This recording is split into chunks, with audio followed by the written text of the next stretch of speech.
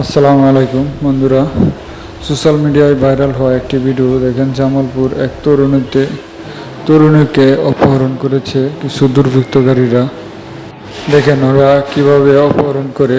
ভিডিওটিতে দেখতে পাচ্ছেন, দেখেন একটি লোক কথা বলতেছে, এমন আরেকটি লোক এসে জড়িয়ে ধরে মাইক্রোবাসে তুলে চলে গেল। কিন্তু আশেপাশে লোক দেখা যাচ্ছে ঘোরাঘুরি করতেছে, কিন্তু ওরা কি বুঝতেছে না কি। দেখেন, এজন্য আমাদের সকলেই সজাগ দৃষ্টি রাখা উচিত। এমন কিছু দুর্ঘটনা ঘটলে সাথে সাথে আমরা প্রশাসনকে জানাবো, প্রশাসনের দৃষ্টি আকর্ষণ করব, প্রশাসনকে সহযোগিতা করব। এদেরকে ধরতে প্রশাসনকে সকলেই সার্বিক সহযোগিতা করুন।